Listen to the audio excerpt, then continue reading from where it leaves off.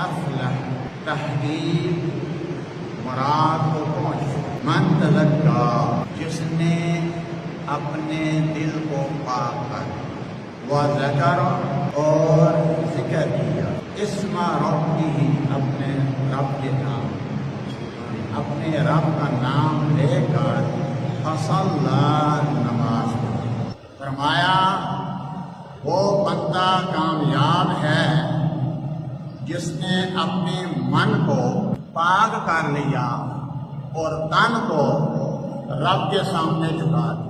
یہاں ہے وذکر اسم ربہ فصلی، اللہ کا نام لے کر نماز پڑھے وہ کامیاب۔ اب آقا علیہ الصلوۃ والسلام نے ارشاد فرمایا صلو کما رأیتمونی اصلی، رواه البخاری۔ آقا علیہ الصلوۃ والسلام صحابہ سے فرمایا صلو، نماز پڑھو، کما رأیتمونی، جس طرح تم دیکھتے ہو، اصلی، کہ میں نماز پڑھتا ہوں، یعنی نماز میرے انداز ہو۔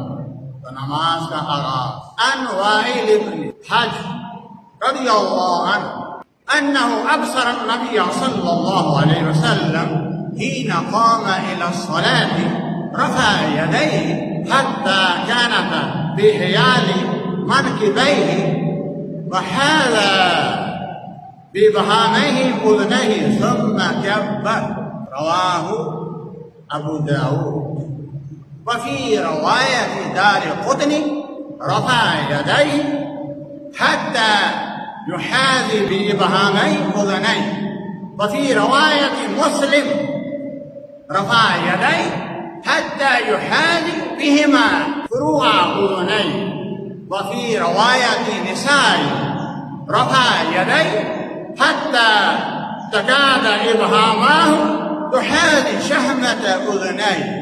حضرت وائل بن حجر سے روایت انه ابصر النبی صلی اللہ علیہ وسلم، انہوں نے آقا علیہ السلام کو دیکھا، حین قام الی الصلاۃ، جب وہ نماز کے لیے کھڑے ہوئے، آقا علیہ السلام نماز کے لیے کھڑے ہوئے، رفع یدیہ، آپ نے اپنے ہاتھوں کو اٹھایا، حتی کانت بحیال منکبیہ، دونوں کندھوں کے برابر ہوئے، دونوں کندھوں کے برابر ہوئے، وحاذا بإبهاميه، کان اذنیہ، اور آن کے انگوٹھے دونوں کانوں کے برابر، دونوں کانوں کے برابر، ثم کبر، پھر آپ نے تکبیر کہی، اللہ اکبر۔ یہ ہے روایت ابو داؤد اور دارقطنی کے اندر، وہ کیا ہے، رفع یدیہ، آقا علیہ الصلوۃ والسلام نے اپنے ہاتھ اٹھائے، حتی یحاذی، جہاں تک جو مقابل ہو گئے،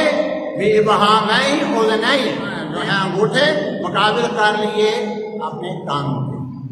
اور مسلم شریف کی روایت رفع یدیہ، آقا علیہ الصلوۃ والسلام نے اپنے ہاتھوں کو اٹھایا، حتی یحاذی بہما فروع اذنیہ، یہاں تک کہ آپ کے دونوں ہاتھ جو ہیں وہ کانوں کے لو کے برابر ہو گئے۔ اور نسائی شریف کی حدیث جو روایت ہے اس میں یہ ہے رفع یدیہ، آقا علیہ الصلوۃ والسلام نے اپنے ہاتھ اٹھائے، حتی تکاد ابہاماہ، یہاں تک کہ آپ کے دونوں انگوٹھے ہو گئے، شحمۃ اذنیہ، کانوں کے لو کے برابر۔ یہ چار روایت۔ بعض روایات میں آتا ہے رفع یدیہ حذف منکبیہ، حضور نے اپنے ہاتھ کندھوں کے برابر، کندھوں کے برابر یہاں، اور یہ بھی روایت ہے کانوں پر۔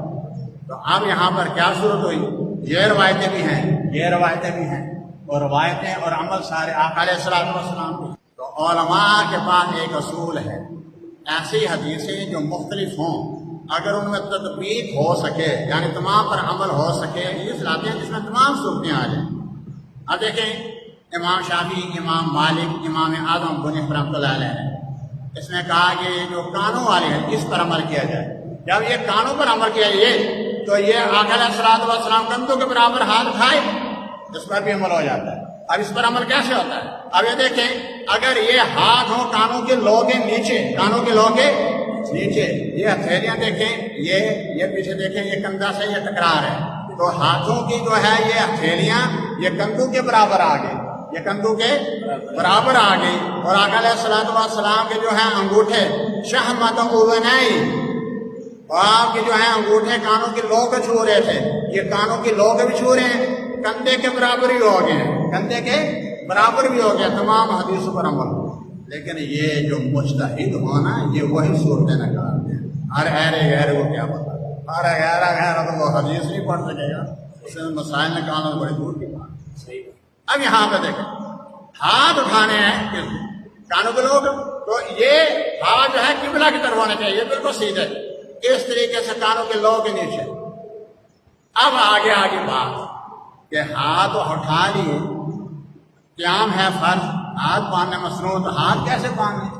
ان سعد بن سعد رضی اللہ عنہ قال كان الناس يؤمرون ان يضع الرجل يد اليمنى على ذراعه اليسرى في الصلاة، رواہ البخاری، بخاری شریف کے حدیث ہے، لوگوں کو حکم دیا جاتا ان يضع الرجل يد اليمنى، کہ مرد جو ہے وہ اپنا دایاں ہاتھ جو ہے الى ذراعه اليسرى، بائیں کلائی پر رکھے تھے صلاۃ۔ اب یہ صورت ہوگی، یہ بائیں ہاتھ اور یہ دایاں ہاتھ، یہ کلائی ہوگی، یہ کلائی پر رکھ لیا۔ اب یہ تو ہے کلائی پر ہاتھ رکھنا، اب صحابہ کرام پر قربان جائیں، آگے یہ ہے کہ آگے پھر کیا ہوگا، آگے کیا ہوگا؟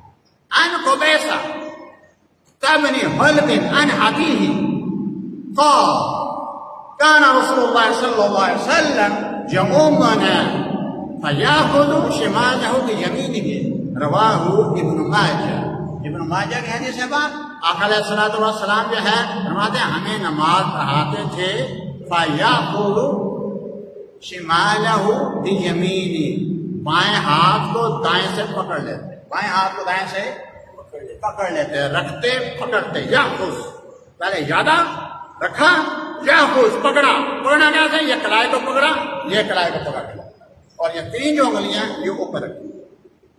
بعض کیا کرتے ہیں، بعض یہاں جا پکڑتے ہیں، بعض یہاں سے، بعض یہاں سے، بعض یوں، آزاد کو میں جسا دل کسے کہتا ہے، آزادی یہاں آ گئی۔ تو حضور صلی اللہ علیہ وسلم نے اس طریقے سے پکڑا، اور یہ اب اگلی بات ہے ہاتھ رکھنا کہاں ہے، ہاتھ رکھنا کیا ہے، فوق السرہ او تحت السرہ، ناف کے اوپر علی صدری، سینے پر، یا ناف کے نیچے، ناف کے نیچے۔ قربان جائیں صحابہ پر، ایک ایک ادا صحابہ کی نظروں نے سنبھالی، دل میں رکھی، محدثین تک منتقل کر، امت تک پہنچائی۔ اب یہ دیکھیں 1400 سال بعد، 1400 سال ہو گئے، حضور کی وہ ادائیں امت تک پہنچ رہی ہیں۔ یہ پہنچانے والے کون ہیں؟ یہ صحابہ ہیں، یہ محدثین ہیں، اور یہ مسائل نکالنا، اخذ کرنا اور صحیح ترتیب بتانا، یہ کن کا کمال ہے؟ یہ فقہائے کرام، یہ فقہائے کرام ہیں۔ تو اب کیا، اب ہاتھ کہاں رکھنا ہے؟ تحت السرہ او فوق السرہ؟ ان علقمہ تبنی وائل ابن حجر عن أبيه قال رأيت النبي صلى الله عليه وسلم يدع يمينه على شماله في الصلاة تحت السرة، رواه ابن أبي شيبة۔ ابن ابو شیبہ کی روایت، حضور صلی اللہ علیہ وسلم نے یدع یمینہ علی شمالی، بائیں ہاتھ کو اوپر رکھا، فی الصلاة، نماز کی حالت میں، تحت السرہ، ناف کے نیچے، ناف کے نیچے۔ رواہ ابن شیبہ واسنادہ صحیح، اور اس کی ساری سندیں صحیح ہیں، ساری سندیں صحیح ہیں۔ یہ ہے امام اعظم ابو حنیفہ رحمۃ اللہ علیہ کا مسلک۔ اعظم ابو حنیفہ رحمۃ اللہ تابعی ہیں، ان کی تابعی ہیں، تو یہ تابعی ہم تک پہنچے، اور امام اعظم ابو حنیفہ رحمۃ اللہ علیہ وہ شخصیت ہے۔ ہندوستان کے جو برصغیر پاک و ہند کے علماء ہیں ان کو تو جانتے ہیں، مجدد ثانی رحمۃ اللہ علیہ حنفی، شاہ عبد الحق محدث دہلوی بہت بڑے محدث ہوئے حنفی، شاہ ولی اللہ محدث دہلوی کو کون نہیں جانتا؟ ہر کوئی ہر مسلک ان کا گن گاتا ہے، حنفی ہر مسلک ان کے ساتھ ہے، کیونکہ ہندوستان میں جب اپنی سند جوڑیں گے تو شاہ ولی اللہ کے بغیر گزارا تو نہیں ہوگا۔ جب اپنا لنک جوڑنا ہے کہ آپ کا لنک کہاں جا رہا ہے، پیچھے کہاں تصل، تو پھر شاہ ولی اللہ محدث دہلوی کے بغیر گزارا نہیں ہے۔ یہ مرکز ہے، یہ مرکز ہے، تو یہ بھی حنفی، ان کی حجت اللہ البالغہ کتاب ہے حنفی مسلک پر۔ تو یہ اتنے بڑے بڑے اکابر، جب اتنے بڑے بڑے اکابر روحانیت کے اندر ہے، داتا گنج بخش علی حجویری یہ حنفی، یہ حنفی، کتنے بڑے بڑے نام۔ اور شاہ ولی اللہ محدث دہلوی کے بعد فتنوں کا دور شروع ہوا۔ یہ 200 سال جو ہے، 200-300 سال یہ فتنوں کا دور ہے، یہ فتنوں کا دور ہے۔ پہلے جو ہے وہ تحقیق ہوتی تھی خالص علمی بنیادوں پر، آج کا تو لڑنے کے لیے ہر کوئی اپنے آپ کو سچا ثابت کرنے کے لیے، تو یہ خالص آپ علمی نہیں ہے، آپ کو یہ ہے کہ اسم کے اندر ایک دوسرے کو جھوٹا ثابت کرنا، اپنے آپ کو سچا۔ یہ تو اختلافات جو ہیں امام اعظم، امام شافعی، امام مالک، امام حنبل کے اندر بھی رہے ہیں، لیکن ان کے اندر ادب احترام تھا۔ امام شافعی رحمۃ اللہ علیہ جو ہیں امام اعظم کے مزار پر آتے ہیں، تو حضرت امام اعظم جب مزار پر آئے تو آپ نے نماز جو ہے وہ امام اعظم کی تحقیق کے مطابق پڑھی۔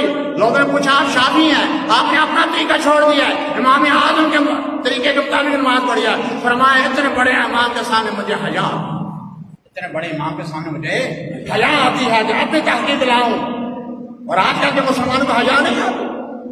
جب امام شافعی حیا کریں تو آج کا مسلمان حیا نہ کرے۔ خیر رحمۃ اللہ علیہ نے فرمایا، شاہ ولی اللہ انڈیا کے بہت بڑے بزرگ ہیں، انہیں اپنے بیٹوں کو نصیحت دی۔ اب کیا انہوں نے کہا 100 سال پرانے بزرگوں کی کتابیں پڑھا، تو آج ہے یہ 200 سال پیچھے۔ شاہ ولی اللہ محدث دہلوی کے جو لیول کے لوگ ہیں نا، ان کی کتابیں پڑھیں، یہ آپ جو ہے اس کے بعد جھگڑا شروع ہو گیا۔ ہم تو مائے کا کرم ہے، کوئی سائل نہیں، نہ دکھلائیں کسے راہ و منزل نہیں۔ اب تو کہتے ہیں ہم بمائل کرم ہے، کوئی سائل ہی نہیں، راہ دکھلائیں کسے راہ و منزل نہیں، اور اگر کوئی قاتل ہو تو ہم شان کیے دیتے ہیں، ڈھونڈنے والوں کو دنیا کی نہیں۔